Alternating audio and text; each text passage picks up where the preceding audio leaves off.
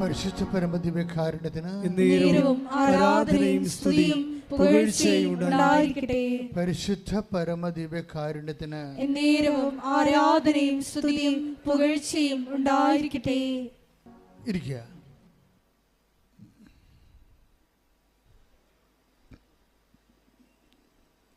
പ്രിയപ്പെട്ടവരെ, ഓരോ മനുഷ്യരുടെ ജീവിതത്തിലും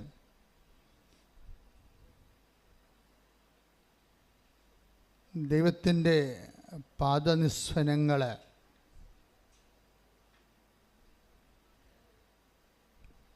നിശബ്ദതയുടെ ഒരു സ്വരമായിട്ട്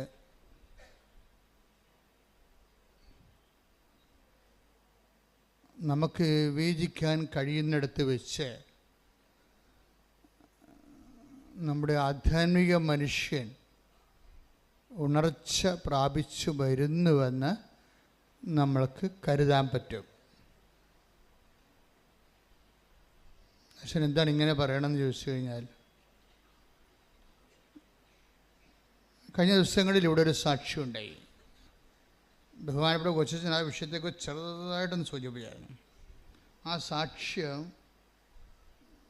ആൽബിൻ കൂനമ്പാവ്, നമ്മുടെ ചാവറയച്ചൻ്റെ ശുശ്രൂഷ കേന്ദ്രത്തിലെ കൂനമ്മാവയുടെ വക ഇവിടെ നിന്നുള്ള കുറേ സാക്ഷ്യങ്ങൾ വന്നിട്ടുണ്ട്.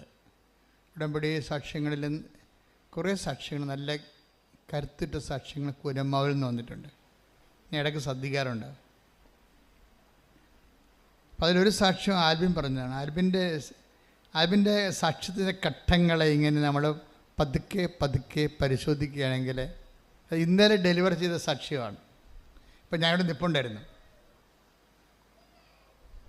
സാക്ഷ്യത്തിൻ്റെ ഓരോ ഘട്ടങ്ങൾ, അദ്ദേഹത്തിൻ്റെ വിഷയം, അദ്ദേഹം ടോട്ടലായിട്ട് അദ്ദേഹം മനുഷ്യൻ്റെ ജഡിക മനുഷ്യനാണ്. ജഡിക മനുഷ്യൻ, ആത്മീയ മനുഷ്യൻ എന്നൊക്കെ പറയത്തില്ലേ. അപ്പം ജഡിക മനുഷ്യൻ്റെ ലോകത്താനല്ല,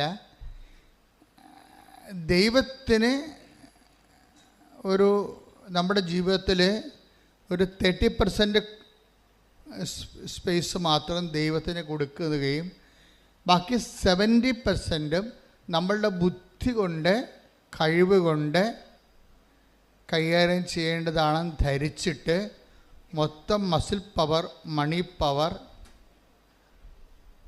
എല്ലാം ഇൻവെസ്റ്റ് ചെയ്തതുകൊണ്ട് സ്വന്തം ജീവിത വിജയത്തിന് വേണ്ടി തൻ്റെ കഴിവിൽ മാത്രം ആശ്രയിച്ച് മുന്നേറുന്ന മനുഷ്യരാണ് ജഡിക മനുഷ്യർ. അവർ ചെയ്യണ തെറ്റാണെന്നല്ല, മാനുഷ്യമായിട്ടൊക്കെ ശരിയാണ്, ദൈവികമായിട്ട് തെറ്റായിട്ട് വരും. എന്ന് വെച്ച് കഴിഞ്ഞാൽ നമ്മുടെ കഴിവിൽ നമ്മുടെ ബുദ്ധി, നമ്മുടെ കഴിവ്, നമ്മുടെ ശക്തി.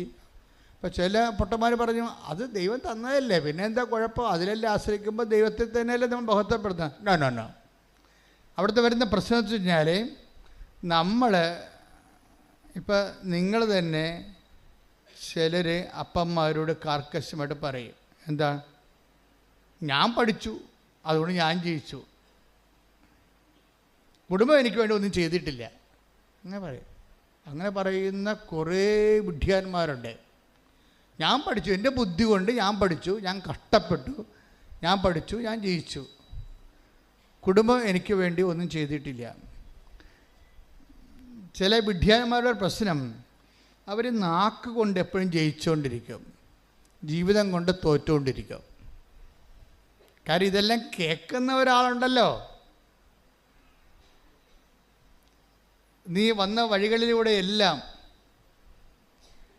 നിനക്ക് കാവൽ നിന്നുകൊണ്ട് നിൻ്റെ പഠനങ്ങൾക്കും ഭക്ഷണത്തിനും വിശ്രമത്തിനും എല്ലാം കാവൽ നിന്ന ആൾക്കാരുണ്ടല്ലോ കുടുംബത്തിൽ.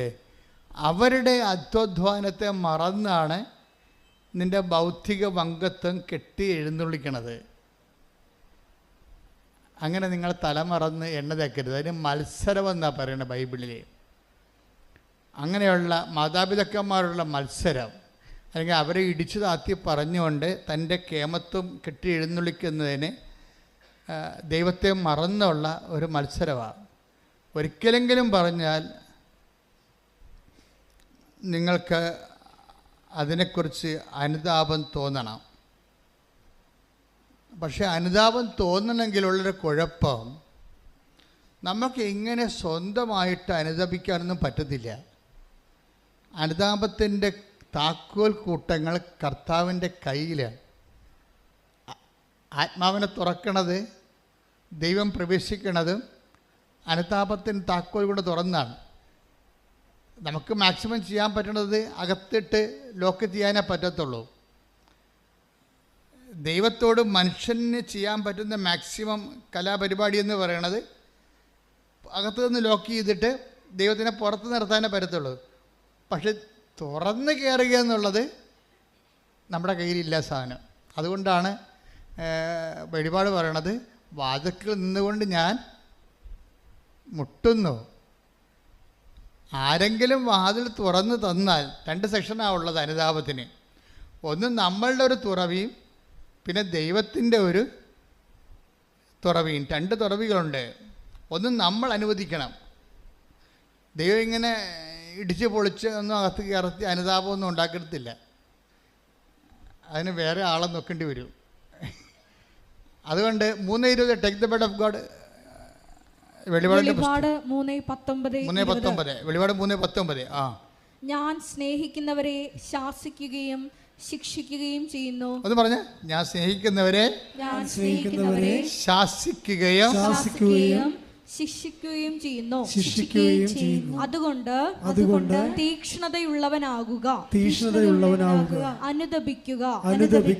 ഇതാ ഞാൻ വാതിലിൽ മുട്ടുന്നു. ആരെങ്കിലും എന്റെ സ്വരം കേട്ട് വാതിൽ തുറന്നു തന്നാൽ ഞാൻ അവന്റെ അടുത്തേക്ക് വരും. ഞങ്ങൾ ഒരുമിച്ച് ഭക്ഷിക്കുകയും ചെയ്യും. ഇതിന് വരുന്ന വിഷയം ഒന്നുകൂടി ആ വചനം ഒന്നുകൂടി വായിച്ച 19. ഞാൻ സ്നേഹിക്കുന്നവരെ, ഒന്ന് പറഞ്ഞ, ഞാൻ സ്നേഹിക്കുന്നവരെ ശാസിക്കുകയും ശിക്ഷിക്കുകയും ചെയ്യുന്നു. ദൈവത്തിന്റെ ഭാഗത്തുനിന്ന് ചില സമയം 2 കാര്യങ്ങൾ വരാം. എന്താണ്? ശാസന വരാം, വഴക്ക് വരാം, പിന്നെന്താണ്? ശിക്ഷ വരാം. എന്ന് വെച്ചാൽ ഇങ്ങനെ ശാസനയും ശിക്ഷയും ഒക്കെ വരുമ്പോൾ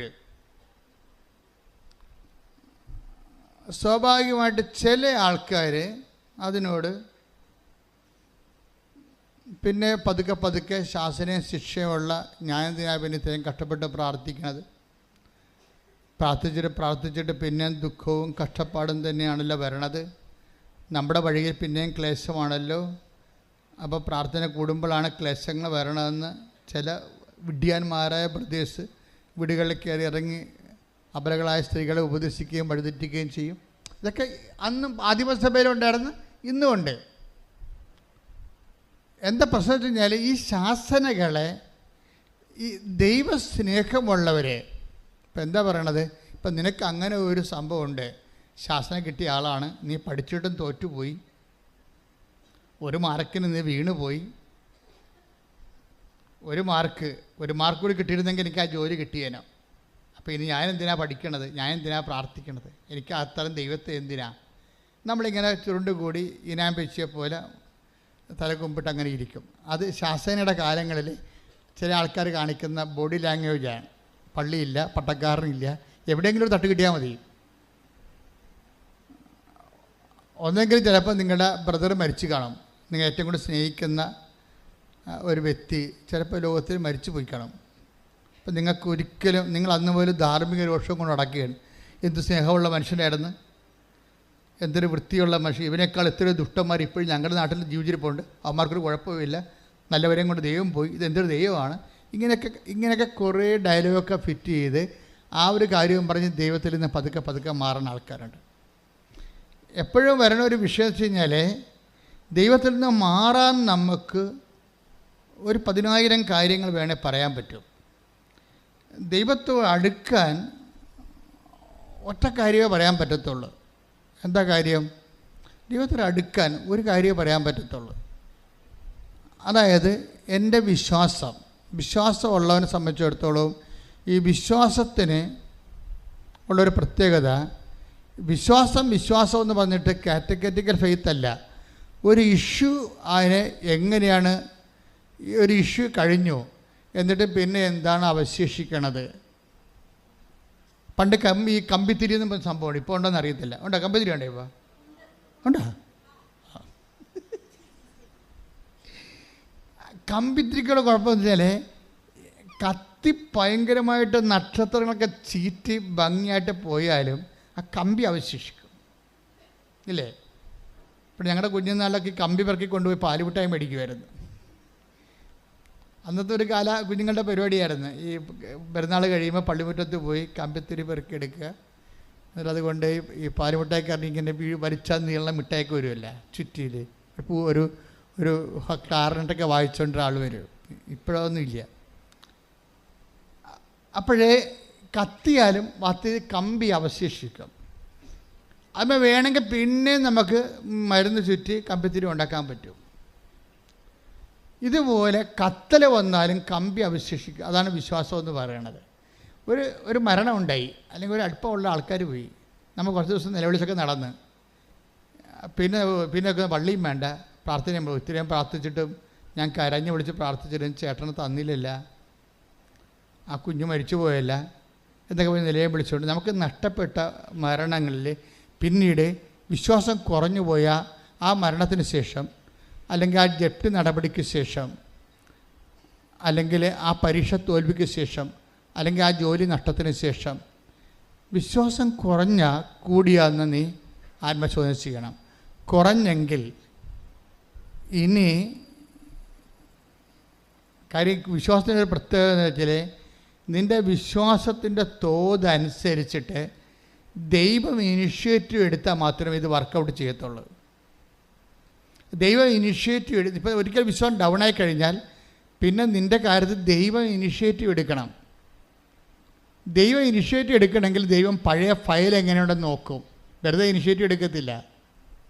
ഇപ്പോൾ ഒരാൾ പരീക്ഷയ്ക്ക് തോറ്റു 10ാം ക്ലാസ്സിൽ മാർക്ക് കുറവാണെന്ന് വിചാരിച്ചു. ഇപ്പോൾ നമ്മൾ പ്ലസ് 1 ചേരാൻ ചെന്നപ്പോൾ മാർക്ക് കുറവാണ്, ഇവന് ഇവിടെ അഡ്മിഷൻ കൊടുക്കാൻ പറ്റത്തില്ലെന്ന് മാനേജറും പ്രിൻസിപ്പളും ഒറ്റയടിക്ക് പറഞ്ഞു. അപ്പോഴാരെങ്കിലും അധ്യാപകർ നമ്മളോട് അല്പം താപമുള്ളവർ നമ്മളറിയാവുന്നവർ പറഞ്ഞു, സാറേ അവൻ്റെ സർട്ടിഫിക്കറ്റ് ഇല്ല, അവൻ്റെ മറ്റ് സർട്ടിഫിക്കറ്റൊക്കെ ഒന്ന് നോക്കിയേ, അവൻ്റെ എക്സ്ട്രാ കരിക്കുലറായിട്ടുള്ള അവൻ ജില്ലയിലൊക്കെ കളിക്കാൻ പോയിട്ടുള്ളതാണെന്ന് കേട്ടിട്ടുണ്ട്, സ്പോർട്സിന് പോയിട്ടുള്ളതാണെന്ന് കേട്ടിട്ടുണ്ടത്. ഇപ്പം ഗ്രേസ് മാർക്കാണ് നോക്കണത്. നമ്മൾ പരീക്ഷയ്ക്ക് തോറ്റിരിക്കുകയാണ്, പക്ഷെ അവൻ അക്കോമഡേറ്റ് ചെയ്യാൻ വേണ്ടി വേറെ ഓപ്ഷൻസ് നോക്കും ദൈവം. അത് ദൈവത്തിൽ നിന്ന് നോക്കുന്ന പരിപാടിയാണ്, മനുഷ്യന് മാത്രമല്ല. ഗ്രേസ് മാർക്ക് ഉണ്ടോയെന്ന് നോക്കും. നമ്മൾ പരീക്ഷയ്ക്ക് തോറ്റ്, നമുക്ക് പഠിക്കാതെ തോറ്റതായിരിക്കും, അല്ലെങ്കിൽ എന്തെങ്കിലും അഭ്യാസത്തിൽ തോറ്റതായിരിക്കും. പക്ഷേ നമുക്കൊരു മേൽക്കൈ വേണമെന്നുണ്ടെങ്കിൽ, നമുക്ക് നിയമപരമായിട്ട് കിട്ടാൻ സാധ്യതയില്ലെങ്കിൽ നമ്മുടെ എക്സ്ട്രാ കരിക്കുലം ഫിഗേഴ്സ് നോക്കും. എന്ന് വെച്ചാൽ ഇതിൻ്റെ ഈ വിഷയത്തിൽ അല്ലാതെ മറ്റ് ഗുണങ്ങൾ എന്തെങ്കിലും നിനക്കുണ്ടോ? എന്താ പറയണം കാര്യത്തിൽ ഈ ആൽബി എന്ന് പറഞ്ഞ ഒരുത്തൻ എന്നുള്ള സാക്ഷ്യം പറഞ്ഞില്ല, അത് അദ്ദേഹത്തിൻ്റെ സാക്ഷ്യമാണ് ഹുസൈൻ പറഞ്ഞത്. ആൽബിയുടെ പ്രശ്നം, ആൽബിക്ക് ഇപ്പോൾ ദൈവമായിട്ട് ഒരു കണക്ഷനും ഇല്ല, ഒറ്റ ജ്വരം മാത്രമേ ഉള്ളൂ. എന്താ ജ്വരം? DRDയിൽ സെൻട്രൽ ഡിഫൻസ് ഡിപ്പാർട്ട്മെൻറ്റിൽ ഒരു ജോലി വേണം, ഒരു ഉദ്യോഗസ്ഥനാകണം. അത് പുള്ളിയുടെ സ്വപ്നമാണ്. അപ്പോൾ വേറെ കുറേ ടെസ്റ്റൊക്കെ പുള്ളി എഴുതുന്നുണ്ട്.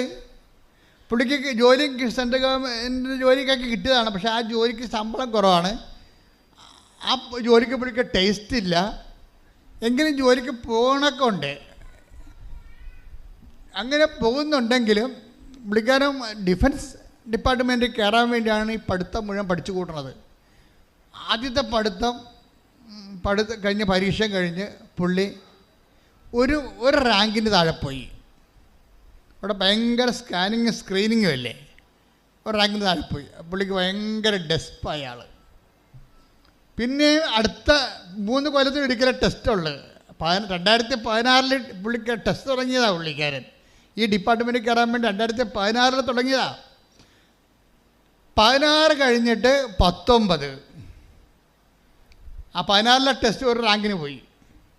പിന്നെ 16 തൊട്ട് 19 വരെ അടുത്ത കോൾ ഫോർ എക്സാം കാത്തിരുന്നുകൊണ്ട് പുള്ളി ട്രൈ ചെയ്തുകൊണ്ടിരിക്കുക.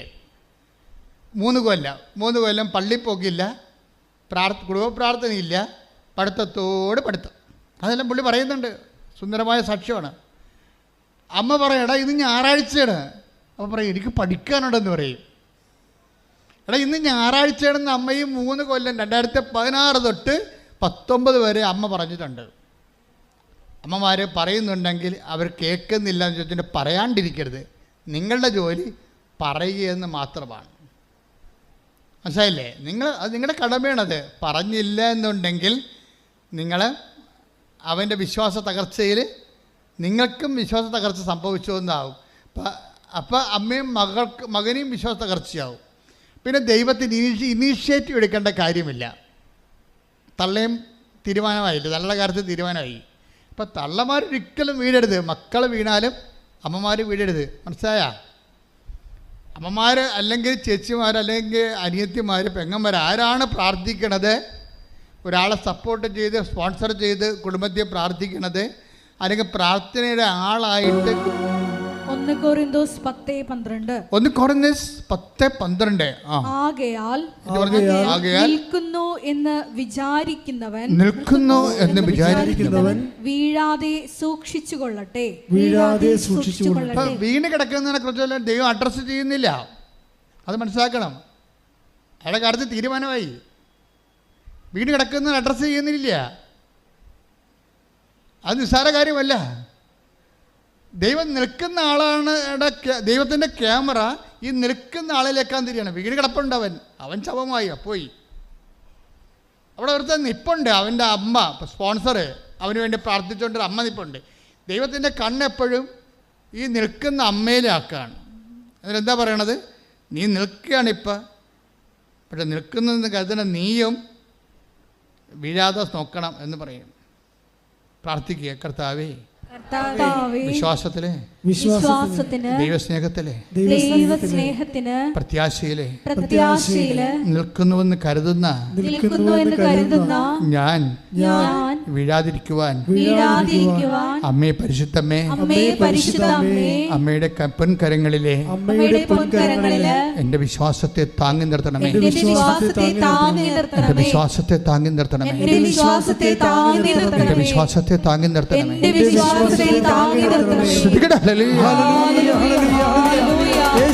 ദിവ്യകാരുണ്യത്തിന്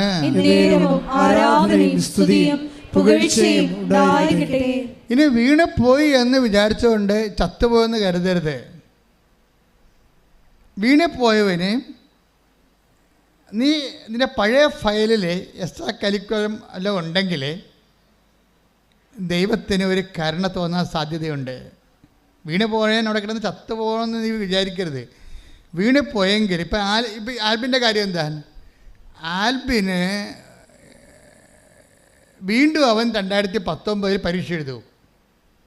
3 കൊല്ലം പഠിച്ച് ദൈവത്തെ മറന്ന് സ്വന്തം ബുദ്ധിയിൽ സ്വന്തം കഴിവിൽ ആശ്രയിച്ചുകൊണ്ട് കുടുംബ പ്രാർത്ഥനയില്ല, കുമ്പസാരമില്ല, കുർബാനയില്ല, ഇതൊന്നുമില്ലാതെ പഠനം തന്നെ എടുത്തിട്ട് 2019 6 കൊല്ലം ദൈവമില്ലാത്തൊരു ജീവിതം ഇല്ലേ? 2019 പോയി പരീക്ഷ എഴുതും. 16 തോറ്റു, 19 ഒരു റാങ്കിന് തോറ്റു. അപ്പോൾ പുള്ളിക്കാരൻ പറയണത് എനിക്ക് ഡെലീരിയമായിപ്പോയെന്നാണ് പറയണത്. പനി ബാധിച്ചിട്ട് ഡിപ്രഷൻ കയറി ബോധം പോയി. ഞാൻ പിന്നെ മുറി അടച്ചിട്ട് ഭ്രാന്തായിട്ട് അകത്തിരിക്കുകയാണെന്ന്. ആ പ്രശ്നത്താ നമ്മൾ ദൈവത്തിൻ്റെ ദൈവിക കൃപ കുറയുന്ന അനുസരിച്ച് കൊണ്ട് മസിൽ പവറിലും മണി പവറിലും സ്വന്തം കഴിവ് ആശ്രയിച്ച് മാത്രം പരാജയം വാങ്ങിക്കുമ്പോൾ നമ്മൾ ഡിപ്രസ്ഡായി പോയി കഴിഞ്ഞാൽ പരാജയ പ്രശ്നം നമ്മളെ താങ്ങാൻ ആരുമില്ല. ഇവന് ഡിപ്രഷനായി. അപ്പോൾ അവൻ പറയും എനിക്കൊരു സൈക്കോളജിസ്റ്റിനെ കാണുന്ന മണ്ണാൻ കെട്ട. അങ്ങനെയാണ് സംഭവം. ഈ നശിച്ചവന് എല്ലാം ഇതുപോലെയുള്ള ചിന്ത വരത്തുള്ളൂ. സൈക്കോളജിസ്റ്റ് മോശമാണെന്ന് പറഞ്ഞില്ല. കാരണം അവൻ്റെ പ്രശ്നം സൈക്കോളജിസ്റ്റിനെ കാണുന്നതല്ല പ്രശ്നം തീരണത്. അതാണ് വിഷയം. സൈക്കോളജിസ്റ്റും കൗൺസിലിംഗ് നല്ലതായിരിക്കും, പക്ഷെ അവൻ്റെ വിഷയത്തിൽ ഹീൽ ചെയ്യാൻ അവനെ തൽക്കാലം ഡിപ്രഷനിൽ നിന്നൊന്ന് ഉയർത്തി നിർത്താം. പക്ഷെ അവൻ്റെ പ്രശ്നം അതല്ലല്ലോ, അവൻ്റെ ജീവിതം വീണ്ടെടുക്കുകയല്ലേ. നമ്മുടെ മാനസിക നില വീണ്ടെടുക്കുന്നത് it is a good thing. പക്ഷെ അവൻ്റെ പ്രശ്നം അതല്ല, അവൻ്റെ ജീവിതം വീണ്ടെടുക്കണം. ഇപ്പോൾ അവൻ സംസാരിക്കുന്നില്ല ആരോടും, ഡിപ്രസ്ഡായിട്ട് മുറിയും പൂട്ടി അകത്തിരിക്കുകയാണ്. ആരെന്നെ രക്ഷിക്കുമെന്ന് വിചാരിച്ചുകൊണ്ടിരിക്കുകയാണ്. ഈ എല്ലാവരുടെ ജീവിതത്തിലുണ്ടാകും ആര് എന്നെ രക്ഷിക്കുമെന്ന്, ആരെന്നെ രക്ഷിക്കും. ഇപ്പോൾ നമ്മൾ പല കാര്യം പറയും. സൂപ്പർ സ്പെഷ്യാലിറ്റി ആശുപത്രിയിൽ പോകാം, അല്ലെങ്കിൽ ജ്യോത്സ്യൻ്റെ അടുത്ത് പോകാം, അല്ലെങ്കിൽ ഇങ്ങനെ ഓരോ കാര്യം നമുക്ക് പറയാം. കാര്യം മനുഷ്യൻ്റെ ജീവിതത്തിൽ ഇന്നല്ലെങ്കിൽ നാളെ അവൻ ചോദിക്കണ ഒരു ചോദ്യമാണ്, ആരെന്നെ രക്ഷിക്കും? Take the word of God. ശ്രദ്ധിക്കട്ടെ. ഹല്ലേലൂയ. റോമ 7:24. റോമ 7:24. ഞാൻ ദുർഭകനായ മനുഷ്യൻ. പ്രൈസ് ദി ലോർഡ് എന്ന് പറഞ്ഞാൽ ഞാൻ ദുർഭകനായ മനുഷ്യൻ. ഇതാണ് ദുർഭകനായ മനുഷ്യൻ. എന്താ കാര്യം? 2016 എഴുതി, തോറ്റു, ഒരു റാങ്കിന് തോറ്റു. വീണ്ടും 3 കൊല്ലം ദൈവത്തെ മറന്നുകൊണ്ട് ജീവിച്ചു, പഠിച്ചു, പരീക്ഷ സ്വന്തം കഴിവിൽ ആശ്രയിച്ചു പരീക്ഷ എഴുതി. വീണ്ടും 2019 തോറ്റു, ഡിപ്രഷനായി, മുറിയടച്ചിട്ടു, മിണ്ടാണ്ട് അവിടെ ഇരിപ്പാണ്. എന്നെ ആര് രക്ഷിക്കും? ഞാൻ ദുർഭകനായ മനുഷ്യ. പറഞ്ഞേ, മരണത്തിന് അധീനമായ ഈ ശരീരത്തിൽ നിന്ന് എന്നെ ആര് മോചിപ്പിക്കും? അപ്പൊ ഇന്നല്ലെങ്കിൽ നാളെ നമ്മുടെ ജീവിതത്തിലെ മരണത്തിന് അധീനമായ ഈ ഡിപ്രസീവ് സ്റ്റേറ്റിൽ നിന്ന്, ഈ തകർച്ചയിൽ നിന്ന് ആരെന്നെ മോചിപ്പിക്കും എന്ന് ചോദിക്കാത്തവരാരുമില്ല. ആരെന്നെ മോചിപ്പിക്കുമെന്ന് ചോദിച്ചാൽ ലോകത്തിലെ ഒരു പുസ്തകം മാത്രമേ മറുപടി. അതാണ് ജീവിതത്തിൽ ജപ്തി ആയാലും, ബിസിനസ് തകർച്ചയായാലും, പരീക്ഷ തകർച്ചയായാലും, ആരോഗ്യ തകർച്ചയായാലും ചില സമയത്ത് തകർന്നു പോകാം. അവിടെ കിടന്നുകൊണ്ട് അവൻ ചോദിക്കുന്ന ചോദ്യമാണ്, എന്താണ്? ആരെന്നെ മോചിപ്പിക്കും? ആരെന്നെ മോചിപ്പിക്കുമെന്ന് മനുഷ്യരാശിയുടെ ഒപ്പം പക്ഷം നിന്നുകൊണ്ട് ചോദിക്കുന്ന പുസ്തകമാണ് ബൈബിൾ. ആരെന്നെ മോചിപ്പിക്കുമെന്ന് നിങ്ങൾക്ക് വേണ്ടി ചോദിക്കുകയാണ് ബൈബിൾ. ബൈബിളിനൊരു കയ്യടി കൊടുത്തേ. ശ്രദ്ധിക്കട്ടെ. ഹല്ലേലൂയ.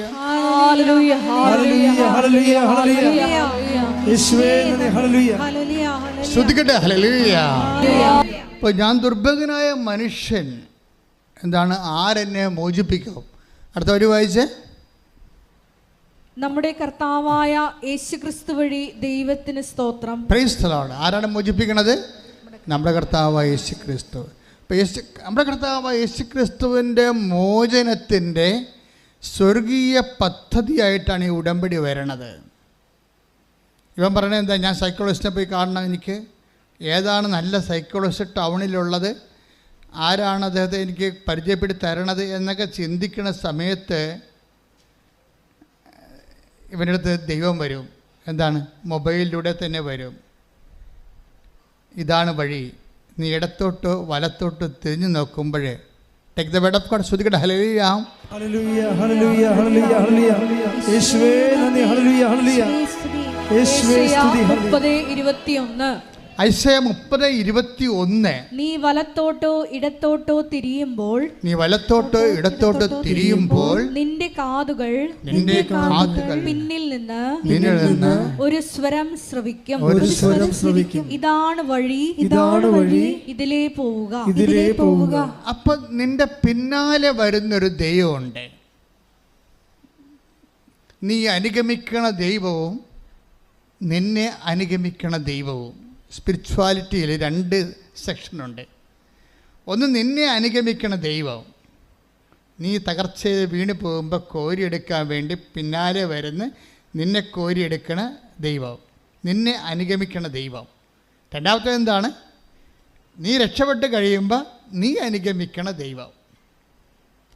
അതാണ്. അപ്പം നമ്മുടെ പിന്നിലാണ്. ഇപ്പം സ്വരം കേട്ടത് എന്താണ്? നീ ഇടത്തോട്ടോ ആരെന്നെ രക്ഷിക്കുമെന്ന് പറയുമ്പോൾ നീ ഇടത്തോട്ടോ വലത്തോട്ടോ തിരിയുമ്പോഴേ പിന്നിൽ നിന്ന് ഒരു സ്വരം കേൾക്കും. കണ്ടാ? പിന്നിൽ നിന്നുള്ള സ്വരം ദൈവം വരിക. ഈ പിന്നിൽ നിന്നുള്ള സ്വരം ഇവൻ എങ്ങനെയാണ് കേൾക്കണത്? അവനങ്ങനെ മൊബൈൽ മറച്ചു നോക്കുമ്പോൾ ഒരു ഉടമ്പടി സാക്ഷ്യം കേൾക്കും. ആ സാധനം ദൈവത്തിൻ്റെ സ്വരമാണ്. ഒരു ഉടമ്പടി സാക്ഷ്യം കേൾക്കും. അപ്പോൾ അവൻ അവിടെ മുറി തുറന്നിട്ട് അവനത് ക്ലിക്കാവും. ഇവൻ ആരാ തിരക്കിയത്? ആരാ തിരക്കിയത്? ഒരു സൈക്കോളജിസ്റ്റാണ് തിരക്കിയത്. അങ്ങനെ ദൈവം സൈക്കോളജിസ്റ്റല്ല കൊടുക്കണത്, ഒരു ഉടമ്പടി സാക്ഷ്യമാണ് കൊടുക്കുന്നത്. അത്രയുമാണ് മതി. അത് സുവിശേഷമാണ്. ഇന്നത്തെ കേരള ജനതയുടെ മനസ്സിലുള്ള ഒരു ആശയമാണ്. എന്താണ്? കൃപാസനം മാതാവ് പ്രത്യക്ഷപ്പെട്ട സ്ഥലം. കൈയടിച്ച് ശ്രുതികടല്ലേ.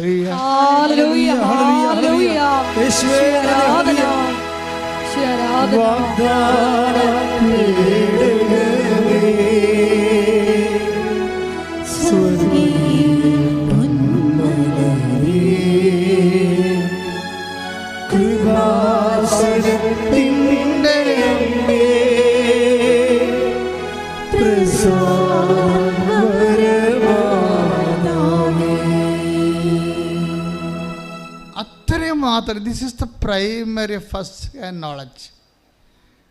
ഇന്നത്തെ മനുഷ്യരുടെ വീണ്ടെടുപ്പിൻ്റെ ഒരു നോഷൻ ഓഫ് റിഡംഷൻ. കൃപാസനം മാതാവ് പ്രത്യക്ഷപ്പെട്ട സ്ഥലം. ഇത് കേട്ടപ്പോൾ ഇവന് ഭയങ്കര സന്തോഷമായി. അവനെന്താ പറയണത്?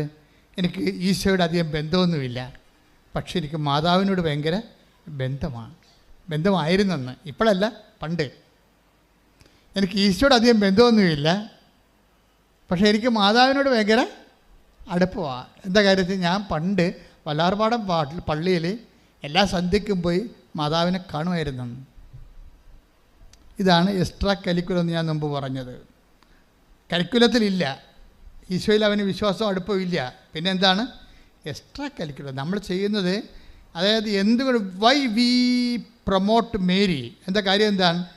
സാധാരണ മനുഷ്യന്, വീണുപോയവന് താങ്ങാൻ അമ്മയാണ് എപ്പോഴും ഏറ്റവും നല്ലത്. ഇപ്പം അന്ന് അമ്മയുമായിട്ട് ഒരു കാലത്ത് ഇവനൊന്ന് പച്ചപ്പിടിച്ച് വരുന്ന പഠനകാലങ്ങളിൽ അമ്മയുമായിട്ട് ഇത്തിരി അടുപ്പം ഉണ്ടായിരുന്നു. അമ്മ അത് സൂക്ഷിച്ചു വെച്ചിരുന്നു. ഇവൻ ചത്തതുപോലെ കിടക്കുകയാണെങ്കിലും ഇവനെ പൊക്കിക്കൊണ്ടുവന്ന് അമ്മ ആ ഉടമ്പടി ധ്യാനം കാണിച്ചു കൊടുത്ത ആദ്യം. അമ്മ വന്നെ വരവ് കണ്ടില്ലേ? ആൾ പതുക്കെ ഈ ആളെ ടേക്കപ്പ് ചെയ്യാൻ പോയി. ഇവൻ 0 ആയിപ്പോയി. സൈക്കോളജിസ്റ്റിനെ കാണുന്നത് മാനസിക വിഭ്രാന്തിയുള്ള ആൾക്കാരാണ്. അങ്ങനെയുള്ളൊരു അവസ്ഥയിലേക്ക്, ഡിപ്രഷൻ മൂഡിലേക്ക് തൻ്റെ മകൻ പോകണമെന്ന് മനസ്സിലാക്കിയപ്പോൾ അമ്മ അവൻ്റെ ഒരു വഴി കാണിച്ചു കൊടുക്കുന്നു, ഉടമ്പടി. അപ്പോൾ അന്ന് പോലെ അവൻ്റെ മനസ്സിൽ തോന്നി മാതാവിൻ്റെ അടുത്ത് വരണം, ഉടമ്പടി എടുക്കണം. പക്ഷേ ഉടമ്പടി എടുക്കാൻ നേരത്ത് പുള്ളിക്കാരൻ്റെ ഉള്ളിൽ തന്നെ പ്രശ്നമുണ്ട്. പറയും, ഉടമ്പടി ഒന്നും എടുത്താൽ എനിക്ക് പറ്റത്തില്ല, കാരണം കേൾക്കുമ്പോൾ ഭയങ്കര പാടാണല്ല. ഉടമ്പടി ജഡിക മനുഷ്യന് ഭയങ്കര പാടാണ്. എനിക്ക് ആദ്യം ദൈവം ഉടമ്പടി തന്നപ്പോൾ ജഡിക മനുഷ്യനെ ഒഴിവാക്കിക്കൊണ്ട് തന്നെയാണ് ഉടമ്പടി ചെയ്തത്. അല്ലാതെ എല്ലാത്തിനും മരിച്ചു വാരി ഇതിൻ്റെ അകത്ത് കൊണ്ടുവരാൻ ഞാൻ ഉദ്ദേശിച്ചിട്ടില്ലായിരുന്നു. ദൈവത്തിൽ നിന്ന് അല്പമെങ്കിലും തീപ്പൊരിയുള്ളവൻ ഊതിക്കത്തിച്ച കത്തണ കക്ഷികൾക്ക് മാത്രമാണ് ഉടമ്പടി അന്നും ഇന്നും സംലഭ്യമായിരിക്കുന്നത്. എന്ന് വെച്ചാൽ കൈനനയാതെ, ദൈവത്തിന് വേണ്ടി ജീവിക്കാതെ, ദൈവത്തിൻ്റെ സാക്ഷിയാകാതെ, സത്യസന്ധമായ ദൈവത്തെ സ്നേഹിക്കാത്ത ഒരു മനുഷ്യനും ഈ സ്വർഗീയ അവകാശത്തിൽ പങ്കാളികളാകരുത് എന്നുള്ള ബോധമാണ് അമ്മ എനിക്ക് ഉടമ്പടി പുസ്തകം എഴുതുമ്പോൾ തന്നുകൊണ്ടിരുന്നത്. അതുകൊണ്ട് ഭയങ്കരമായ രീതിയിൽ എക്സ്ട്രാ ആയിട്ടുള്ള ബേഡൻസ് വെച്ചിട്ടുണ്ട്. എന്താണ്? കൃപാസനം പത്രം കൊണ്ട് നടന്ന് കൊടുക്കണം, മഴയത്തും വെയിലത്തും. പോരെ പരിപാടി. നാണം കട ഇതിനേക്കാൾ വലിയ കാര്യം എന്തുണ്ട്? ഒരു മനുഷ്യൻ നാണവും മാനവും ഉള്ളവനാണ്. അവനെക്കുറിച്ച് തന്നെ ആവശ്യമില്ലാത്ത അതിബോധ്യങ്ങളുണ്ടെങ്കിൽ അവന് ഉടമ്പടിയിൽ പങ്കുണ്ടാകരുതെന്ന രീതിയിൽ തന്നെ ഇത് ചെയ്തിരിക്കണത്. അല്ല വഴിയെ പോയുള്ളവന് കയറി ഇതിൻ്റെ അകത്ത് പണിയാനൊന്നും പറ്റത്തില്ല. അതായത് ദൈവത്തോട് അല്പമെങ്കിലും അടുപ്പമുള്ളവനെ, ദൈവത്തിന് വേണ്ടി ജീവിക്കാൻ വേണ്ടി മാത്രം ദൈവസ്നേഹം ഇപ്പോഴും അവശേഷിച്ചിരിക്കുന്നവനെ രക്ഷപ്പെടാനുള്ള മാർഗമായിട്ടാണ് ദൈവം ആദ്യം ഉടമ്പടി തന്നത്. അതുകൊണ്ട് തന്നെ രോഗികളെ പോയി കാണണം. അപ്പോൾ അവൻ രോഗികളെയും കാണണം. ഇനി ഏത് രോഗികളെ കാണാനാണ്? രോഗികളെ ഞാനെങ്ങനെ കാണും? വീട്ടിൽ തന്നെ രോഗമുണ്ടെങ്കിൽ അവന് ഭയങ്കര പ്രയാസമാണ് ഈ രോഗികളുടെ അടുക്കണത്. സുഖപ്പെട്ട് വരട്ടെ എന്നുള്ള രീതിയിലല്ലാതെ അവരെ പരിചരിക്കുക, അവരോട് ചോദിക്കുക. നമുക്കറിയാമല്ലോ രോഗമൊക്കെ വന്നു കഴിഞ്ഞാൽ ഉള്ള അവസ്ഥ നമുക്കറിയാമല്ലോ. നല്ല വീട്ടിലെ ക്ഷമ, സഹനം, കരുണ, നന്മയൊക്കെ ഒന്നും ഇല്ലാത്ത വീട്ടിൽ ഒരു രോഗി ഉണ്ടെങ്കിൽ ആ രോഗിയുടെ വിഷമങ്ങൾ ഇരട്ടിക്കുള്ളൂ ശരിക്കും. കാര്യം നമ്മളിങ്ങനെ അവരുടെ പുതപ്പൊക്കെ കറക്റ്റ് ചെയ്ത് വെച്ചൊക്കെ ഇരിക്കുമ്പോൾ ഇരുന്നേച്ചും പുതപ്പൊക്കെ കറക്റ്റ് ചെയ്ത് മൂത്രമൊക്കെ കഴുകിയൊക്കെ മാറ്റിയിട്ട് വരുമ്പോഴാണ് നമ്മൾ പിന്നെ തിരിച്ചു വരുമ്പോൾ പിന്നെ വയറ്റിൽ നിന്ന് പോയി കിടക്കണം കാണാം. അത് പിന്നെ ഒരു കണക്കിന് റബ്ബർ ഷീറ്റ് ഇട്ട് വെച്ചും നമ്മൾ ആ തോർത്ത് കൊണ്ടുപോയി വാഷ്റൂമിൽ ഇട്ട് വെച്ചും ഈ പണ്ടാരത്തിന് ചാകാൻ പാടില്ല എന്ന് ഒരു പ്രാവശ്യമെങ്കിലും മനസ്സിൽ ഓർക്കാതെ ഒരു രോഗി മരിക്കുന്നില്ല എന്നുള്ളതാണ് കുടുംബങ്ങളുടെ അവസ്ഥ.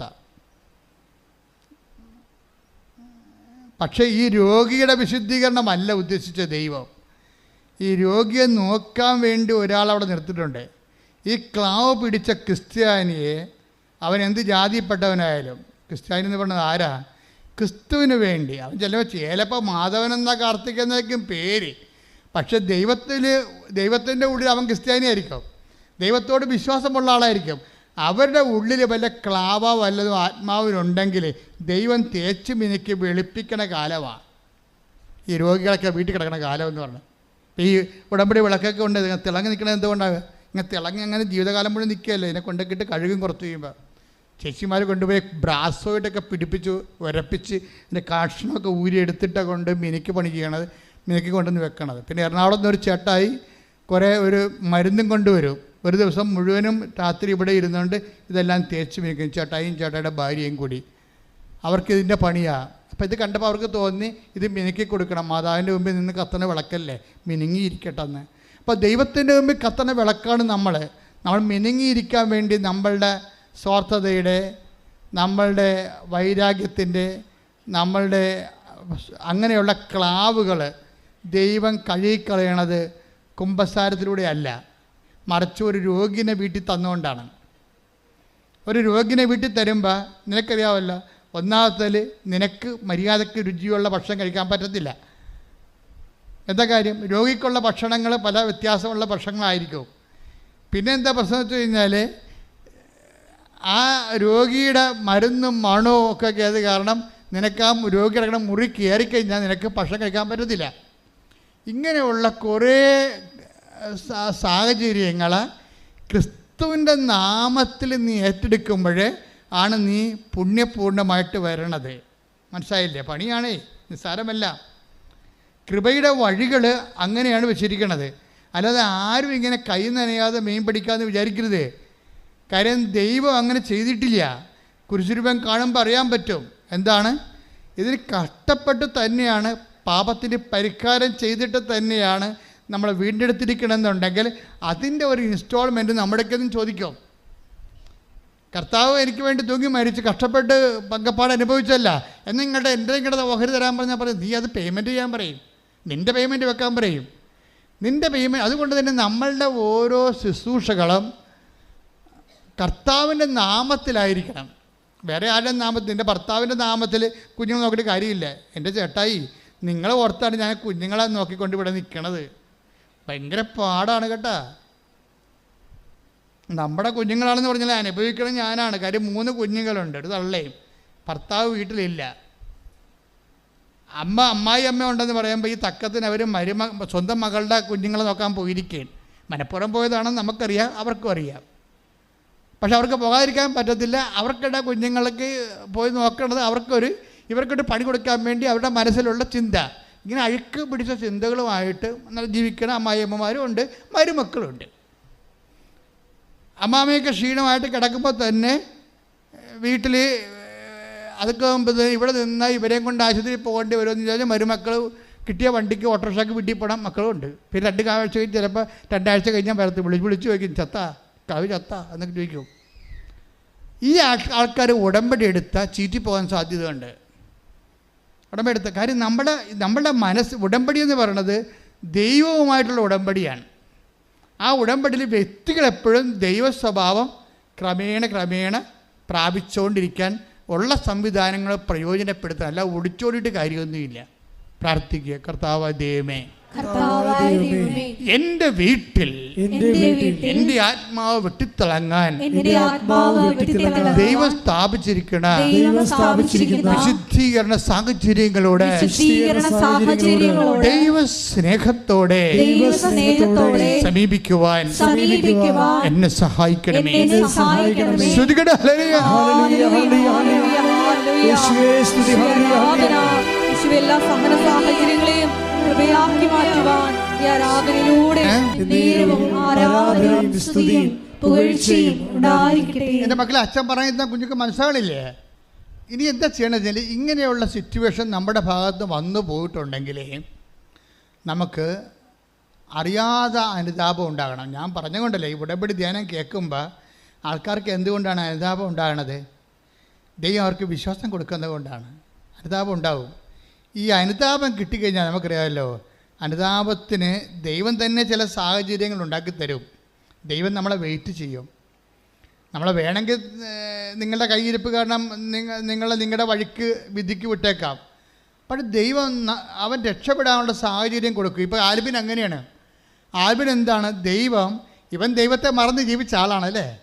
പള്ളിയുമില്ല, പട്ടക്കാരുമില്ല, കുടുംബപ്രാർത്ഥനയില്ല, കുമ്പസാരമില്ല, കുർബാനയില്ല, ഒന്നുമില്ലാതെ അത് വിളിച്ചിട്ടും പോകാതെ 6 കൊല്ലം അതിനേക്കാൾ വലുതാണ് എൻ്റെ പഠനത്തെ ദൈവമായിട്ട് ആരാധിച്ച ആളാണ്. ഭയങ്കര വിഗ്രഹാരാധകനാണ്. അപ്പം നിങ്ങളോർക്കും വിഗ്രഹമാണെന്ന് പറയണം വിശുദ്ധ രൂപങ്ങളെ വണങ്ങണമല്ല. ഇതൊരു സ്മരണയിൽ നമ്മൾ ദൈവത്തിന് മുമ്പിൽ നമ്മുടെ വണക്കങ്ങൾ ആചരിക്കുന്നതാണ്. വിഗ്രഹം എന്ന് പറഞ്ഞാൽ എന്താണ്? ദൈവത്തിൻ്റെ സ്ഥാനത്ത് നിൻ്റെ പഠനം വന്നാലും, നിൻ്റെ കാനഡ വന്നാലും, നിൻ്റെ ബിസിനസ് വന്നാലും വിഗ്രഹമായി. അതാണ് വിഗ്രഹാരാധന. ദൈവത്തിൻ്റെ സ്ഥാനത്ത് എന്താണ് വരണത് നീ നോക്കണം.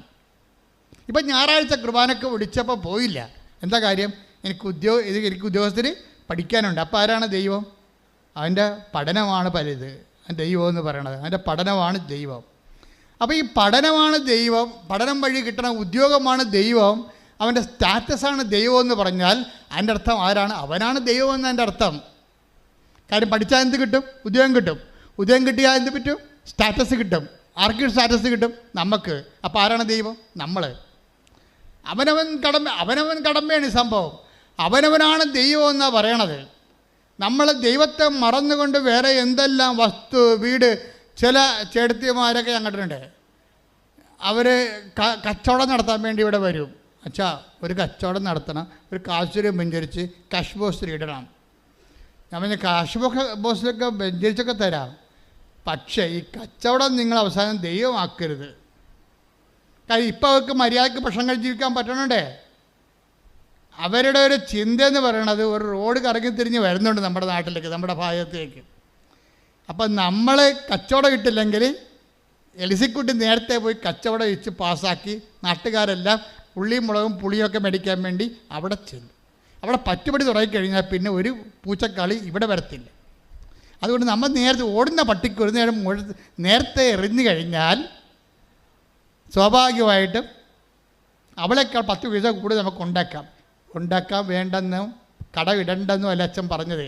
അച്ഛൻ പറഞ്ഞതിൻ്റെ കാരണം ഇത്രയേ ഉള്ളൂ. നാളെ എൽസിക്കുട്ടിക്ക് വേണ്ടി പണി കൊടുക്കാൻ വേണ്ടി ഞായറാഴ്ച മുടക്കിക്കൊണ്ട് കടയും തുറന്നുകൊണ്ടിരിക്കുന്നതല്ലേ പറയണത്. മനസ്സിലായില്ലേ? ഒത്തിരി കടക്കാർ നശിച്ചു പോയതിൻ്റെ കാരണം, ഒത്തിരി പശുക്കൾക്ക് രോഗം വന്ന് ചത്തുപോയതിൻ്റെ കാരണം ഈ പാല് കറക്കാനും കറവെടുക്കാനും കുഞ്ഞുങ്ങളെ തീറ്റാനും കുഞ്ഞുങ്ങളെ കൊണ്ട് കെട്ടാനും വേണ്ടി കൃപയെ നിങ്ങൾ ഈട് വെച്ച് കൊടുത്തു എന്നാണ് എൻ്റെ അർത്ഥം. അവർ തിരിച്ചു വരാൻ വേണ്ടി നോൻപ് കാലത്ത് കർത്താവ് ആഗ്രഹിക്കുന്നുണ്ട്. തിരിച്ചു വരട്ടെ. ശ്രുതികട്ടെ. ഹല്ലേലൂയ. എങ്ങനെയാണെന്നറിയാമോ? ഞാൻ ഈ അടുത്ത ഇടപെടെ പേരൊന്നും പറയത്തില്ല. അവർ വണ്ടി പിടിച്ചോടെ തന്നെ തല്ലിച്ചും പോകും. അതെന്താ പ്രശ്നമെന്ന് വെച്ചാൽ, ഞാൻ 2ാമത്തെ കുർബാനയാണ് ചെല്ലിയത് ആ പള്ളിയിരിക്കുമ്പോൾ. അപ്പോൾ 2ാമത്തെ കുർബാന ചെല്ലിക്കൊണ്ടിരിക്കുന്ന സമയത്ത് അപ്പോൾ ഒരു 10-11 മണിയാവും പിള്ളേരുടെ കുർബാനയാണ്. അപ്പോൾ ചില ആൾക്കാർ പേരൊക്കെ ഇരിക്കുമ്പോഴും അയാളുടെ മുഖം വരെ ഉണ്ട്. ഇന്നാളെ മരിച്ചു പോയ കക്ഷി. അപ്പം അയാൾ വന്ന് പള്ളിയുടെ വാതിക്കെ എന്ന് വെച്ച് അകത്ത് നിൽക്കുന്നവരെ ഇങ്ങനെ കാണിക്കും. ഇതിങ്ങനെ. എൻ്റെ അർത്ഥം എന്താ അറിയാവാ? ചെമ്മീൻ കടലിൽ വന്നിട്ടുണ്ടെന്നാണ്. അപ്പം തന്നെ ഇവർ മുടും കൊട്ടിക്കൊണ്ട് ഒറ്റ ഓട്ടം ഓടും പള്ളിയുടെ അകത്തിരുന്ന പാർട്ടി. ഇപ്പം ആ കാലം മാറി. ഇപ്പം വിശ്വാസത്തിലാണ് ആൾക്കാർ ജീവിക്കണത്. ഞാൻ 10 കൊല്ലം കടലിൽ ജോലി ചെയ്തത് ഈ ഒരു കാര്യം കാരണമാണ്. ജനങ്ങളെ പെരുന്നാളും പടയനെയും കാണിച്ച് പള്ളിയിൽ കൂടുമെങ്കിലും അവരുടെ ജീവിതത്തിൽ ദൈവത്തെ മറന്നവർ ജീവിക്കാം. ഇത് അവർ മാത്രമല്ല, കേരളത്തിൽ പരക്കെ ഉള്ള ഒരു പ്രശ്നമാണത്. ഇപ്പം എന്താ സംഭവിക്കുക, നമ്മൾ ആരെങ്കിലും ചിലർ പറയും, അപ്പം ഞാൻ പറഞ്ഞിടാ നിന്നെ ഞായറാഴ്ച കുർബാന കണ്ടില്ല. അപ്പോൾ അവർ പറയും, അച്ഛാ അരേമാർക്ക് ഭയങ്കര കോരാരെന്ന് പറയും. അരേമാരെന്ന് അരേ സമുദായത്തിൽപ്പെട്ട സംഘം, അവർക്ക് ഞായറാഴ്ച ഇല്ലല്ലോ. അപ്പോൾ അവർ കോരി മീനും കൊണ്ട് വരുമ്പോൾ അവർക്ക് നല്ല വില കിട്ടും. അപ്പോൾ ഇവനത് കണ്ടിട്ട് അടുത്ത ഞായറാഴ്ച ഇവനും തള്ളിപ്പോകും കുർബാനക്ക് കൂടാതെ. അപ്പോൾ ഈ പ്രലോഭനം എന്ന വഴികൾ കണ്ടില്ലേ. അപ്പോൾ ഏതെങ്കിലും ഞായറാഴ്ച ആചരിക്കാൻ ബാധ്യസ്ഥമില്ലാത്ത ആൾക്കാർ അവർ കാണിക്കുന്ന കാട്ടായങ്ങളുടെ കൂടെ നമ്മൾ ദൈവത്തെ മറന്നുകൊണ്ട് അതേ ചാവിൽ തന്നെ ഞായറാഴ്ച ആചരിക്കാൻ ബാധ്യതയുള്ള നമ്മളും കൂടി ചെല്ലുമ്പോഴേ ഇങ്ങനെ കുറച്ച് ജീവൻ പോയി നമ്മളിപ്പോൾ ആൽവിനെപ്പോലെയാവും, മുറി അടച്ചിട്ട് സൈക്കോളജിസ്റ്റിനെ കാണേണ്ട അവസ്ഥയാവും.